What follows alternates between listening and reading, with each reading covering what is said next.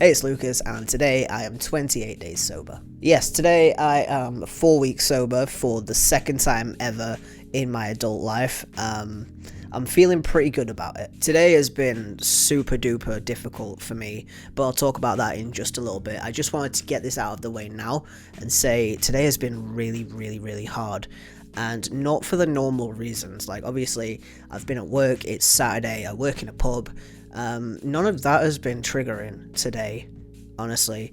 The main reason that I'm sober still right here right now is that I wanted to make this video. I was actually going to make this video a couple of days ago, but I didn't for some reason. I don't know whatever reason that was, but I had the idea to make it today, and I'm really glad that I did have this idea to make it today, because I don't think I would have made it to the end of today if dog just retched. Not good. Forgot my train of thought.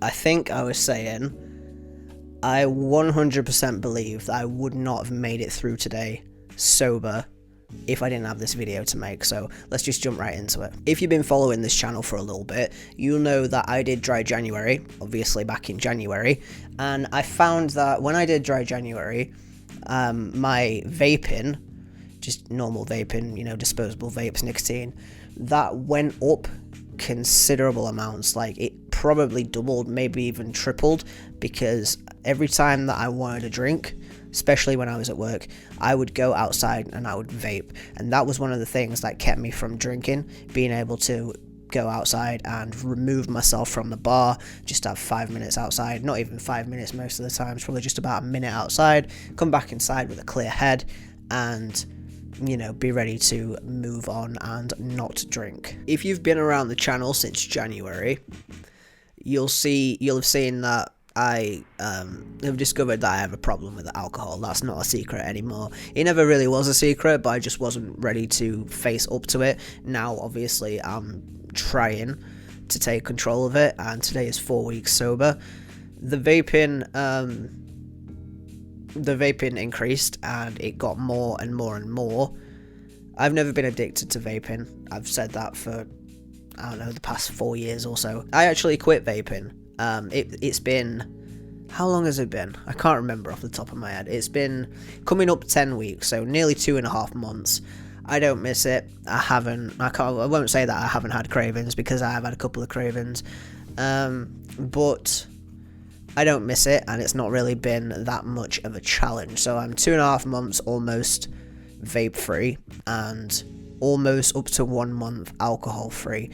Since quitting vaping, I stopped vaping whilst I was still drinking actively, and when I drink, I realised that I want to vape more, so that was a little bit difficult, and it all sort of came to a head. And if you want to watch the reason why I stopped drinking, then I'll put the video on screen now. I'm not going to really go into that too much in this video.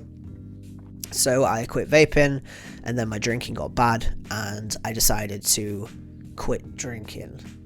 I thought there was a fly flying around me, but it's just a stray hair that's just randomly in the screen.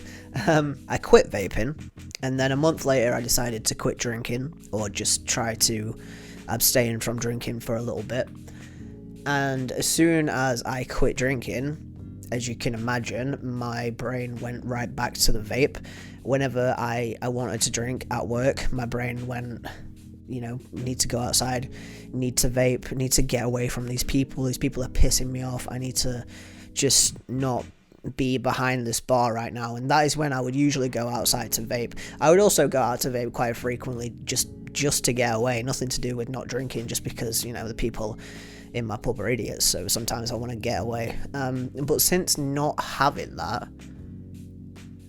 it's been a little bit difficult to not drink and also not vape at the same time. Vaping as a standalone addiction, for me, I'm not speaking for anybody else on this, because I know that giving up nicotine and vaping is one of the most difficult things to do ever. So just speaking from my experience, super easy.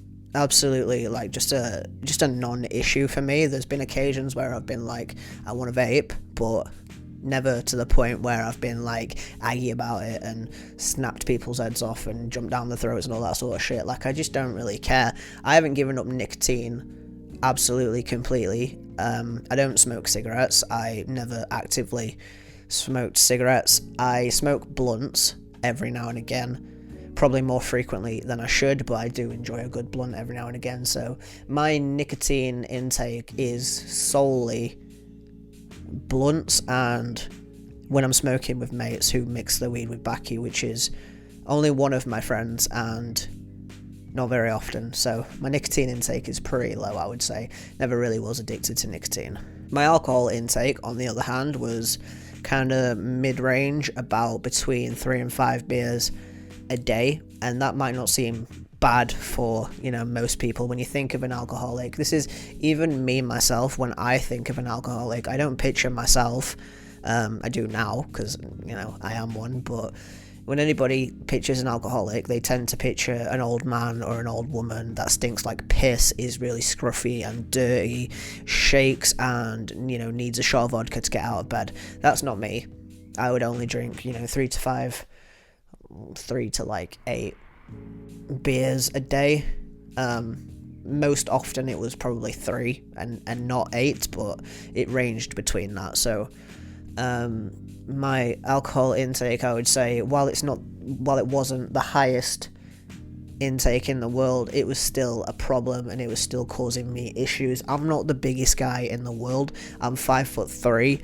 I'm not going to tell you how much I weigh because I don't like it, but I'm not a skinny guy by any stretch of the word, but I'm also I'm not a massive guy, so my alcohol tolerance, while I can't go out and sink 10 pints, for somebody of my stature, I think I can, I probably couldn't now, but I could handle my alcohol pretty well. To put it this way, I think this might be a little bit easier to understand. I work in a pub, so on a shift, the minimum number of pints I would have is probably 2, and the average that I would have is probably 3. It ranged between 3 and 5. I always said that it was never more than 3. I'm a fucking liar. It usually it was just 3, but towards the end, I say the end of my addiction, you never really end your addiction. You're always going to be a fucking addict, but when it was getting bad, I was drinking at least 2 beers a day, and probably up to about 8 or 10, so not the worst thing in the world, but not good, especially when you factor in all the other elements. Like, obviously through a computer screen you can't see how big I am, so a 6 foot bloke that weighs 15 stone can sink a lot of pints. A 5'3" guy that weighs probably more than I should can probably handle more alcohol than I should be able to handle, and it's not a good thing. It's not a flex. It's not something I'm bragging about. It's something that needed to change, and that's why I'm changing it. Now, I've been rambling for a long time. The whole point of this video is switching one addiction for another. The point that I tried to make about 10 fucking minutes ago was, when I tried to quit alcohol the first time, I switched to nicotine, and that, while I didn't get fully addicted, obviously, because I've quit that now, I did notice how easy it was for me to switch from drinking to vaping more frequently, where I would think about pouring myself another pint and having that. Instead of doing that, I chose to go and, inhale my vape, nicotine, chemicals, all that shit. So it just made me think that a lot of people do trade one addiction for another.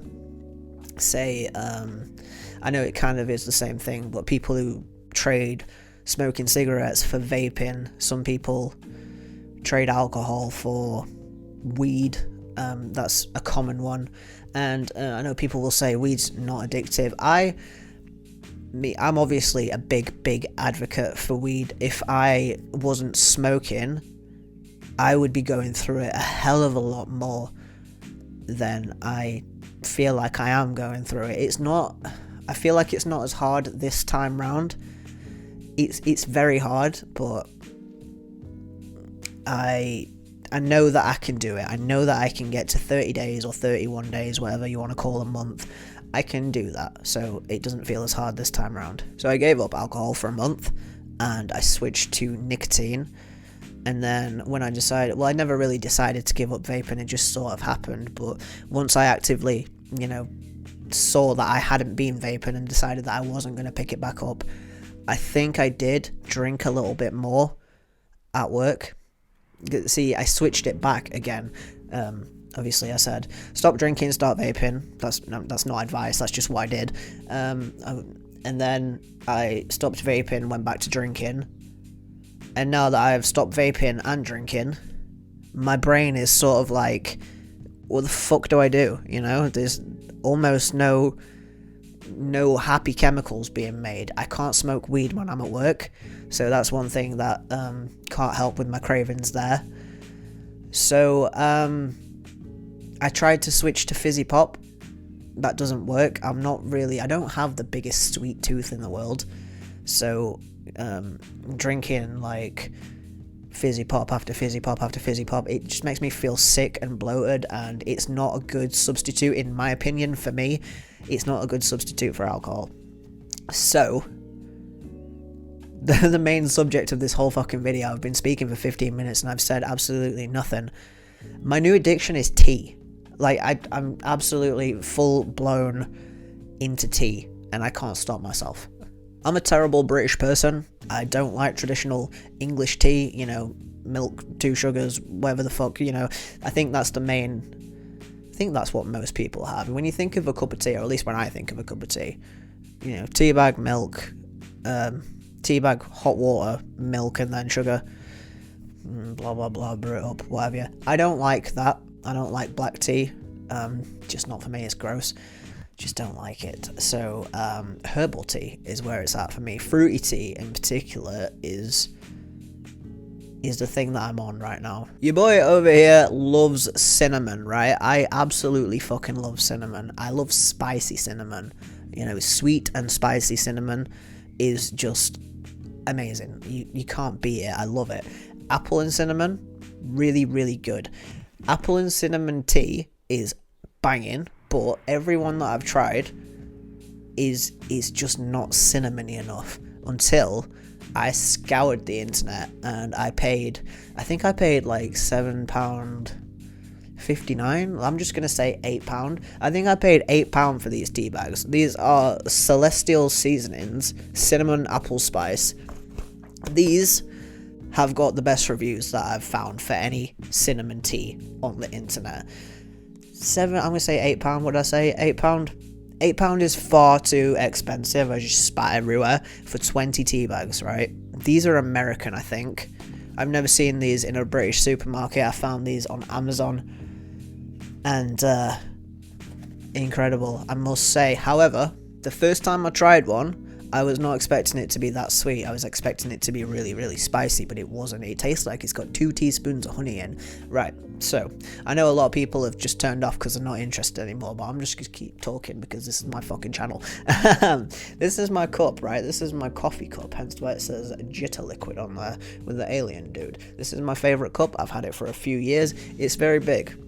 This is a double cup, if you will. When I have my coffee in the morning, just normal freeze-dried coffee, 2 teaspoons, fill it all the way up, equivalent of 2 cups of coffee, right? Strong. With these tea bags, what I've learned is if you put the tea bag in and you fill it all the way up to the top, it's very, very sweet and just a hint of cinnamon. If you fill the cup halfway, so I really know nobody cares about this, but I honestly don't care. The water line is about here right now. If you fill it to here, you can get a cup and a half out of it. I'm not going to say 2 cups because it's just kind of watery, but hack there, fill it halfway. I think you're only supposed to use like 200 ml of liquid, but I never measure it out whenever I make a drink, so here we go. Cinnamon apple tea. This stuff is incredible, but I think it's giving me a stomachache. Another one that I like is this one, True Blueberry. It's not just blueberry. It says blueberry on there, but also it smells a little bit like purple grape. and it also tastes a little bit like purple grape. This one is really, really nice cold. Also nice hot, don't overbrew it or else it gets a little bit tart. Cold though, this one's banging. I think I'm going to brew some of this, put it in the fridge, and then have it over ice for when the warm weather comes back. It's warm at the minute, but like it's dull and grey and a little bit rainy, so when the summer comes fully, iced blueberry tea is gonna be the one, I'm telling you. If you're in the UK like I am, if you can find these for cheap, I think these ones were £6 something, so I'm just gonna say £7, and the apple ones were £7 something, so let's just say £8.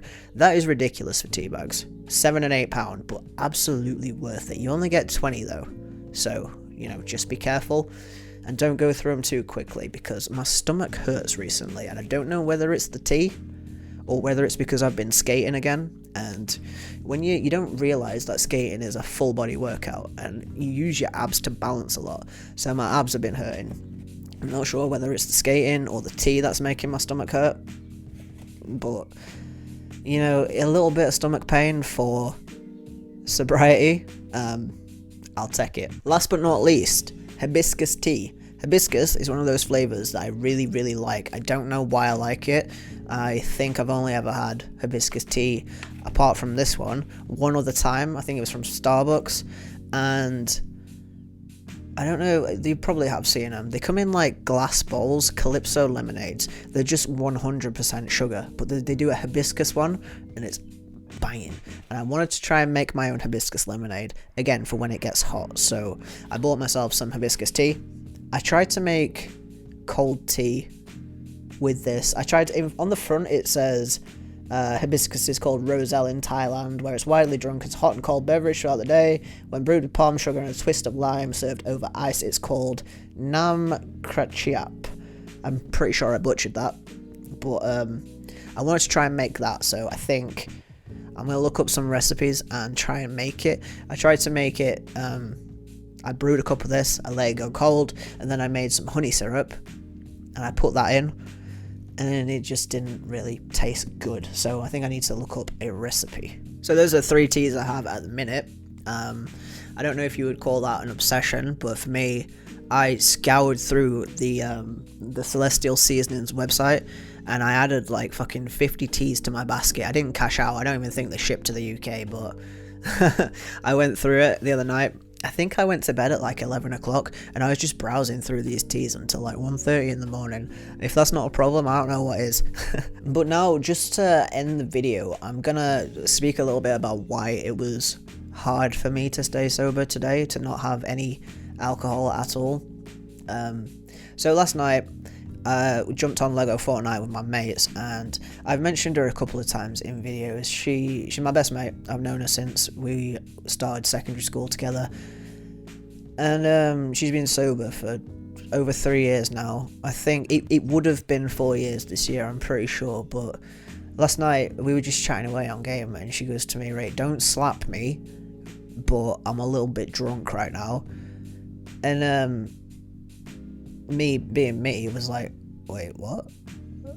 Because she, to my knowledge, hasn't had any slip-ups. I have no doubt that she has, but she hasn't, like, obviously hasn't made them public or spoke about them or anything.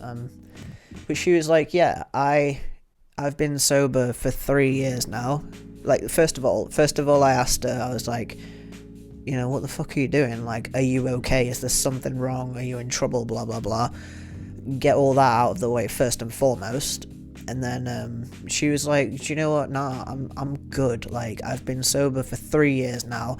I'm not the same person that I was when I decided to get sober. I'm in a completely different place. My life is completely different.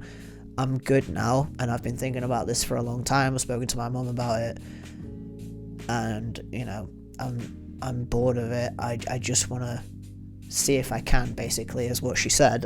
Even she is apprehensive about it. She's like, I don't want to get back to the way that I was, but I want to be able to enjoy myself.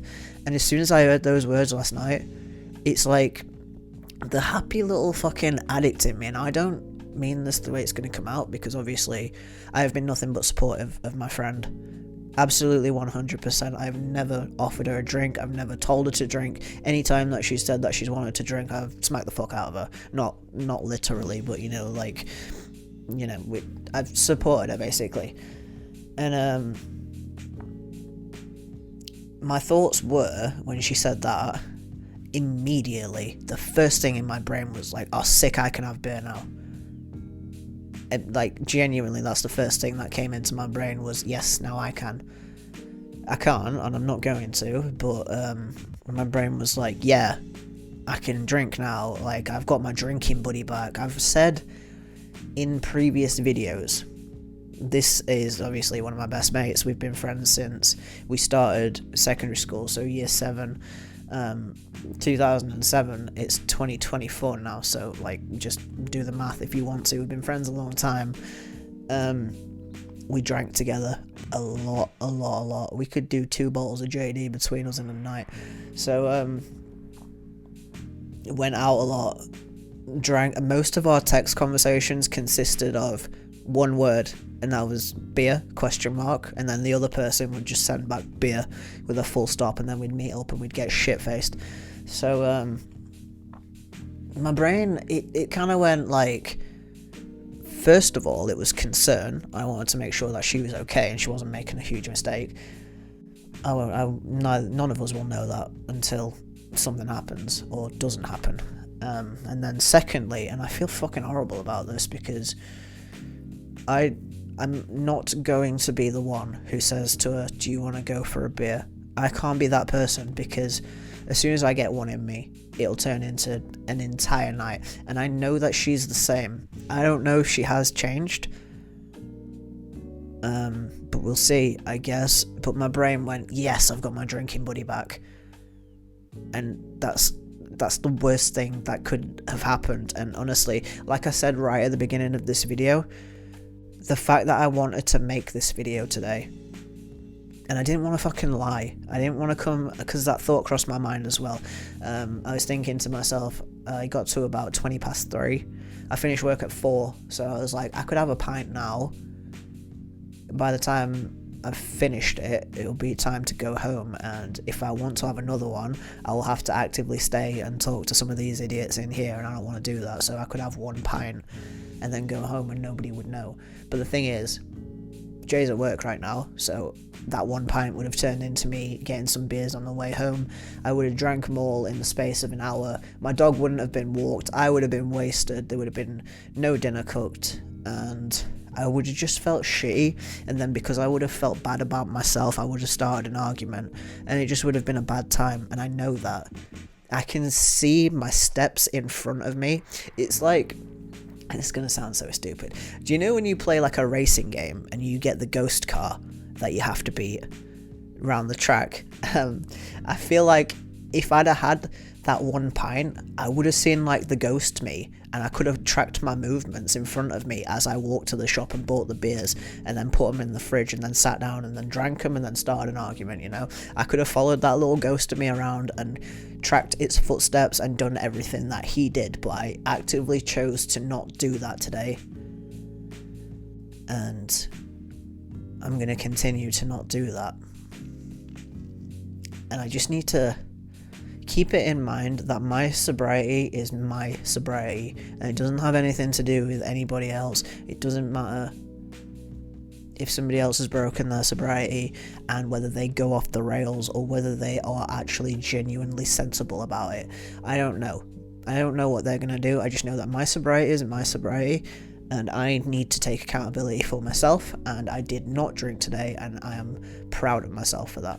On that note, I'm going to go drink my apple tea. I'm going to play some Lego Fortnite, and I was going to say carry on being sober, but I'm actually going to go smoke a bowl, so I'm going to be sober from alcohol, but I'm going to smoke a bowl.